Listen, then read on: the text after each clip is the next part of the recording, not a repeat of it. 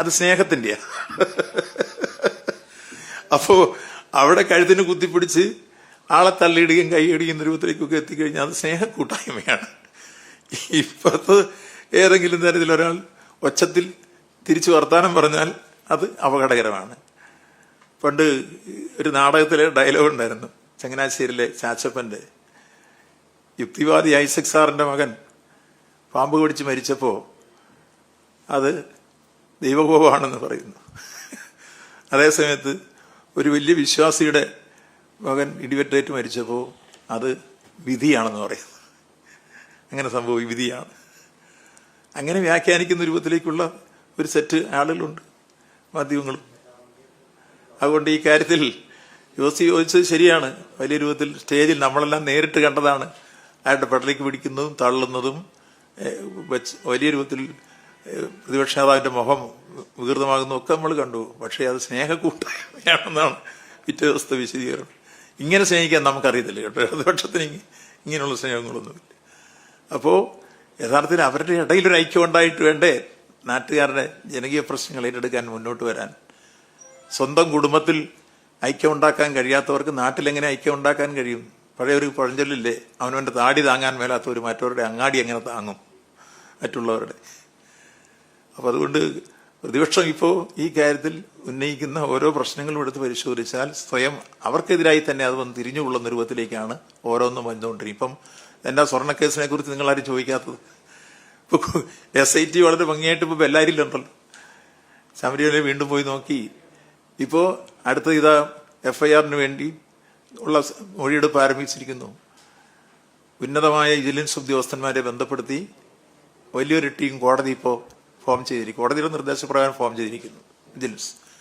ആ ടീം അന്വേഷണം ആരംഭിക്കുന്നു. കോൺക്രീറ്റ് കൊണ്ടുണ്ടാക്കിയ ഒരു കൊടിമരത്തിന് ചെതലുകൾ ഉണ്ടാകുമെന്ന് കണ്ടുപിടിച്ചത് വലിയ അത്ഭുതമല്ലേ?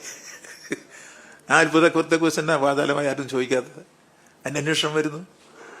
കോടതി നിർദ്ദേശിച്ചിരിക്കുന്ന 30 ദിവസത്തേക്ക് പ്രാഥമിക റിപ്പോർട്ട് വിജിലൻസിനോട് കൊടുക്കാൻ പറഞ്ഞു. കൊടുത്തു കഴിഞ്ഞാൽ അടുത്തത് ബാക്കി കേസുകളും കാര്യങ്ങളും വരുന്നു. എന്നാൽ പുറത്തു വരട്ടെ. അതിന് പിരിച്ച കാശ് ഇവിടെ, അതിന് വാങ്ങിച്ച സ്വർണ്ണം ഇവിടെ, ഇതൊക്കെ കോടതി ചോദിച്ചല്ലോ. അതല്ലേ ഇപ്പൊ നമ്മൾ ചർച്ചയാവേണ്ട വിഷയം.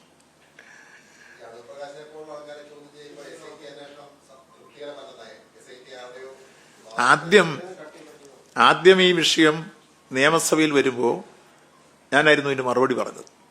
ഇത് അന്വേഷിക്കാൻ ബഹുമാനപ്പെട്ട കോടതി ഒരു SIT നിയോഗിച്ചിരിക്കുന്നു. ഞങ്ങളും ഈ കാര്യത്തിൽ ഗവൺമെന്റ് ഭാഗത്തുനിന്ന് സ്റ്റാൻഡിംഗ് കൗൺസിൽ മുഖാന്തരം എഴുതി കൊടുത്തു. ഈ സംഭവം ഉണ്ടായപ്പോഴേ ഇത് സമഗ്രമായ അന്വേഷണം വേണം. ഒന്നുകിൽ പോലീസ്, ലോക്കൽ പോലീസ്, അല്ലെങ്കിൽ ക്രൈംബ്രാഞ്ച് പോലീസ്, അതല്ലെങ്കിൽ വിജിലൻസ്, ഇതിലെ ഉന്നത ടീം കോടതി മേൽനോട്ടത്തിൽ നടക്കണം എന്ന അഭിപ്രായം ഞങ്ങൾ രേഖപ്പെടുത്തിയവരാണ്.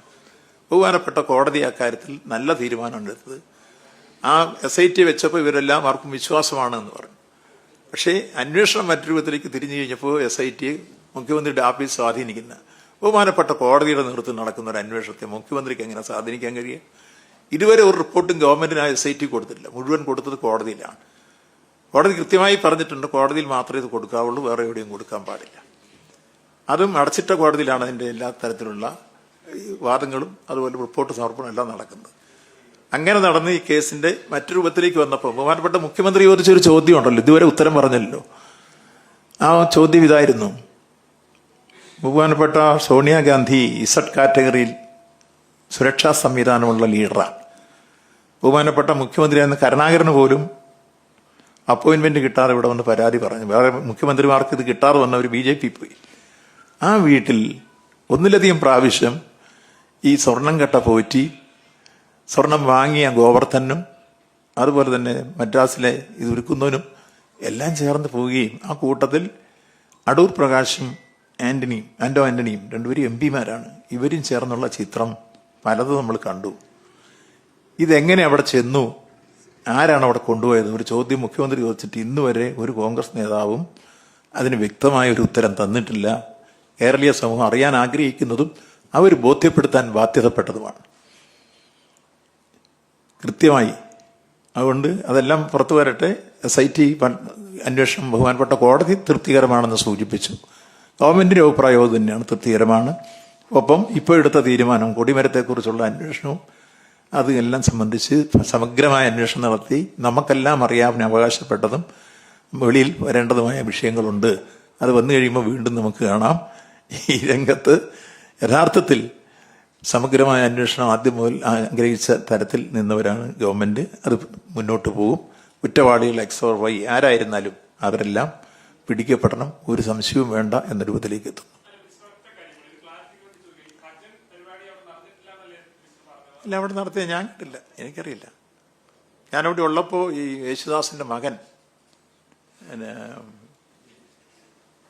പേര് അദ്ദേഹവും വേറെ ഒരാൾ ഒരു പാട്ടുകാരനോട് ഞങ്ങളുള്ളപ്പോഴും അവരെയാ കണ്ടുള്ളൂ. നേരത്തെ നടന്നിരുന്നോന്ന് എനിക്കറിയില്ല.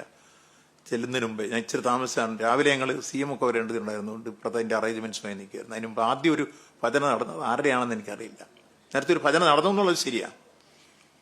അതാരായിരുന്നു എന്നോടൊന്ന് ചോദിച്ചാൽ ഈ പണമൊന്നും കൊടുക്കുന്ന ഞാനല്ല, ഏർപ്പാട് ചെയ്ത് ഞാനല്ലാത്തതുകൊണ്ട് എനിക്കത് പറയാൻ കഴിയുന്നില്ല. അവരായിരുന്നോ എന്നുള്ളത് അന്വേഷിക്കാം. അവർക്ക് ആയിരുന്നു. ഏതായാലും അവിടെ ഒരു ഭജന നടന്നിരുന്നു ആദ്യം. അത് കഴിഞ്ഞതിന് ശേഷമാണ് ഇത് തുടങ്ങുന്നത്, ഈ ഉദ്ഘാടന സമ്മേളനം തുടങ്ങുന്നത്. അല്ല, പുള്ളിക്കും കൊടുത്ത് കാണും. അവർക്ക് അവരുടെ ഓർക്കസ്ട്ര ഒക്കെ എല്ലാം ഉണ്ടോ മറ്റേ സ്ഥലത്ത് വരുന്നത്? അങ്ങനെ സൗകര്യമായിട്ടൊന്നും പുള്ളി ചെയ്യാൻ പറ്റില്ല. മറ്റേ ഈ ഓർക്കസ്ട്ര ഒക്കെ ഉണ്ടോ, അവർക്കെല്ലാം പൈസ കൊടുത്ത് കാണുന്നതിന്. അതൊക്കെ ഇത് പൈസ നമ്മൾ കൈകാര്യം ചെയ്യാത്തത് കൊണ്ട് തന്നെ ഒരു കലാപരിപാടി ഏർപ്പാട് ചെയ്യാനോ അത് പണം കൊടുക്കാനോ ഒന്നും നമുക്ക് ബാധ്യത ഇല്ലാത്തതുകൊണ്ട് ഇത് അന്വേഷിച്ച്